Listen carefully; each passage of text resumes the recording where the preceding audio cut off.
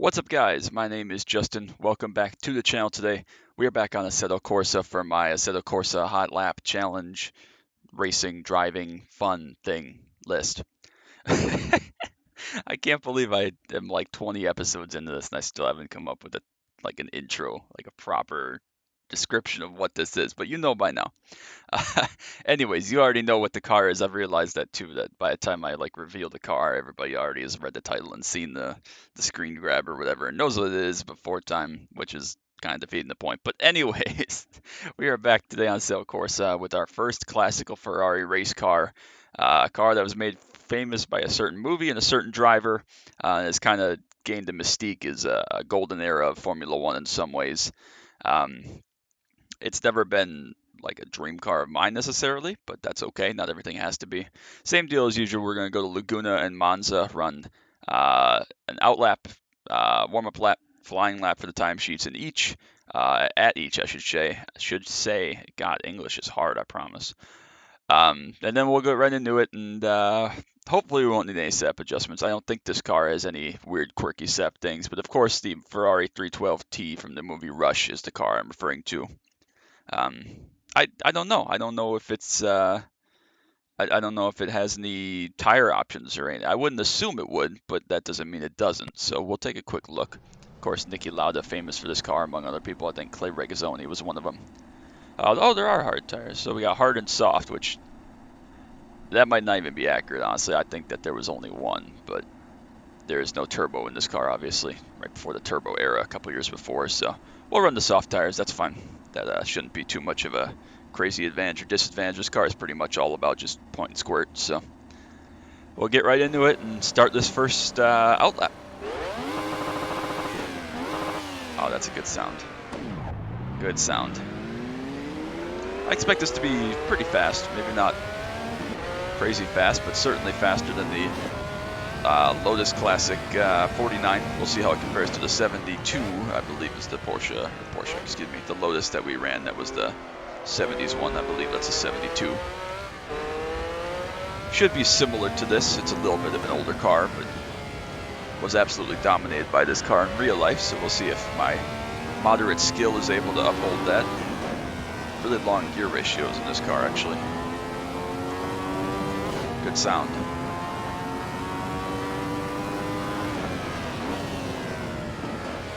Feels much more stable and planted than last time out. We drove the Porsche 917K. Perhaps predictably, this car is, again, a Formula One car from a similar time period, but newer, so this one you expect to have more grip, more performance, but we'll see if that holds up on the time sheets.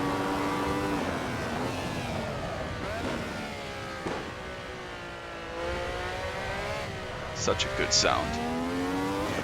Can't wait to hear this thing screaming around Monza in a little bit, but for now we gotta tackle Laguna.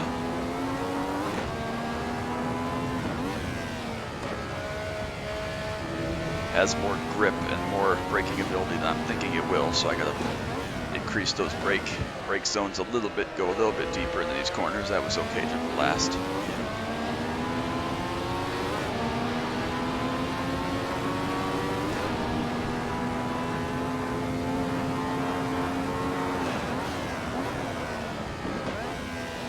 Still gotta go deeper a little bit there. Lots of grip actually in the car. It's pretty easy to drive, maybe not on the limit, but it's pretty easy to just go around here right now and figure out what's up. See if I can ball up and put a lap together here in the second lap.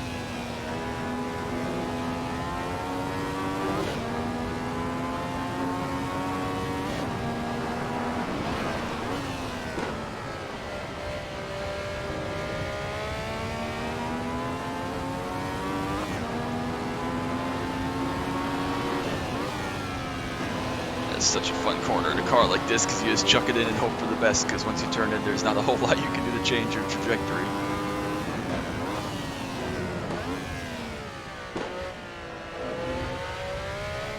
Let's bear through there. That'd be nice if we could do that next lap as well.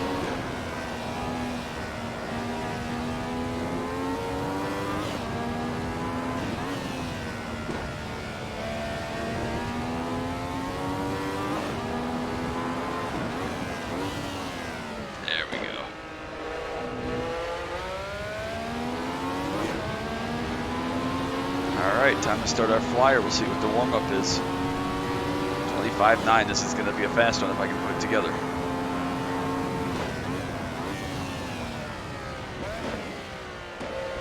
Just about get stopped there for turn 1. A little bit of rear end slide, but we made it.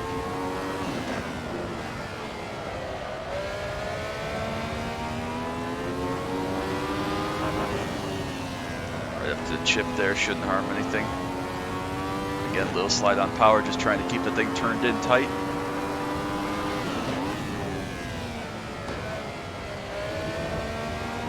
There we go. That's more on the edge of the adhesion there. There we go. Just about hang on to it.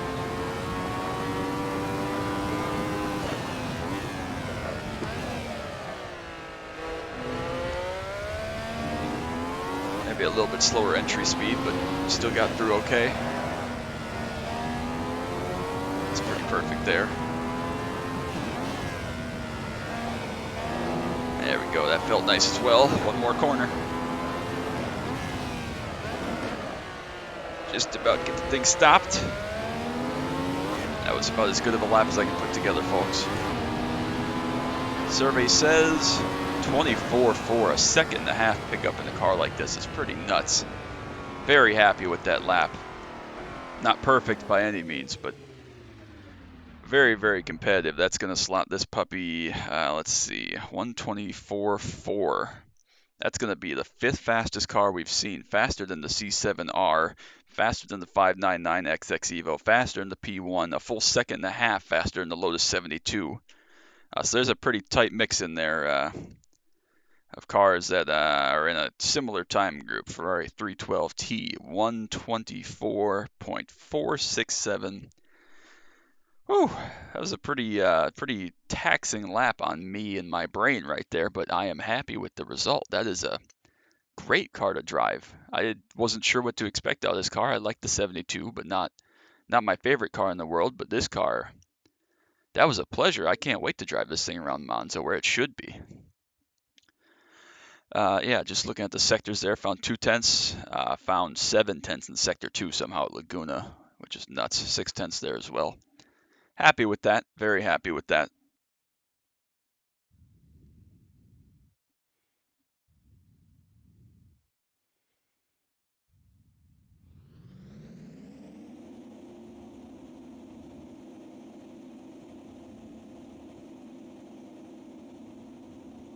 All right.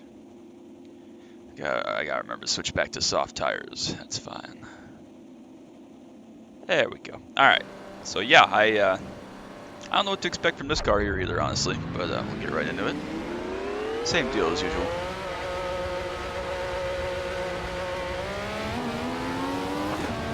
Expect this car to fit right in here. I know that where they test these cars at Verona isn't exactly like Monza, but you would expect that Enzo would have had his way of this car performing well around Monza, so.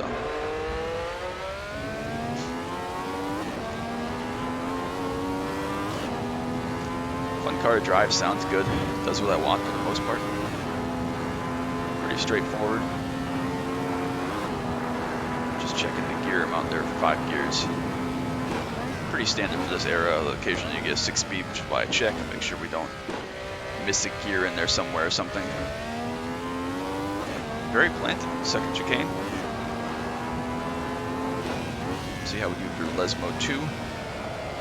Little bit of a push, but we made it, no problem. Still very much in control.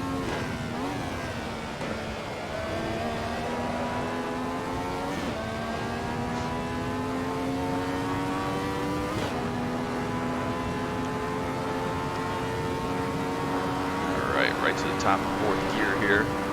Scary.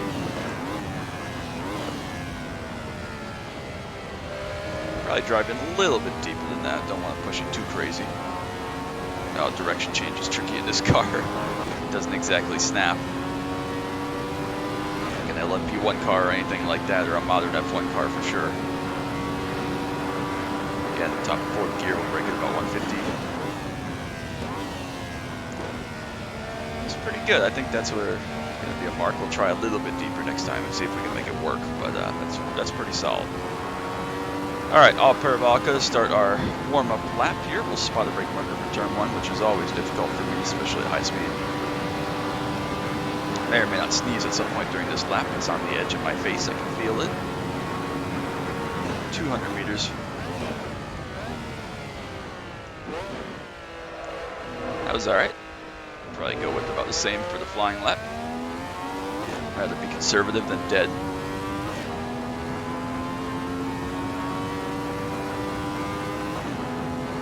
Easy through here, no drama.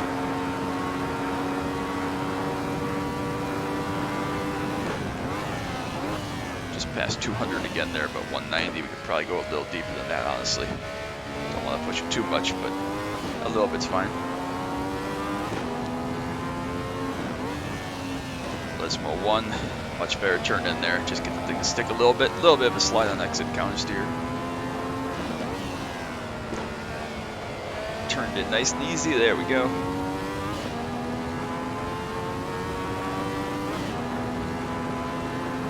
All right, up to Ascari. Can we be a little bit braver here this time? Go with about 190.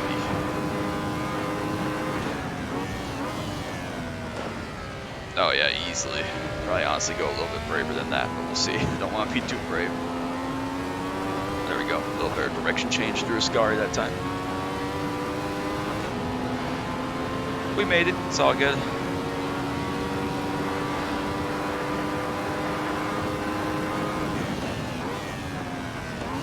About 140 there. Just about made that as well. If I was a little more precise, that should be fine. All right, excited to see what this lap is going to see, and see if we can run on the flyer. Here we go, flying lap. See if I can nail one. That'd be nice. 51.22. That's pretty sporty. High gear, we'll go with about 190 again here.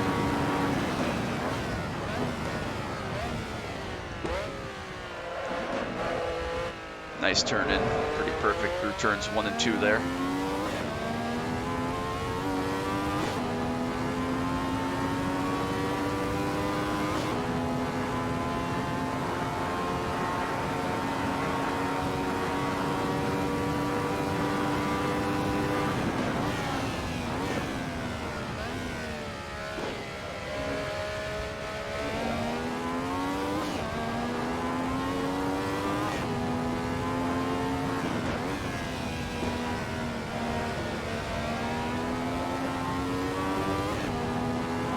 There we go. Let's move 2, important corner to get onto the back stretch. A little bit of a slide, but we made it. Nothing too crazy. We've had worse. Alright, we got to nail Ascari here. At least the entry part is important. Go with 185 for our brake marker, give or take. Stop, turn in nicely. Pretty perfect. Get this direction change here. We do. Best we've done it in our 3 laps there. Open it up all the way down. We're going to be right at the top of the chip at about 140 for parabolic braking.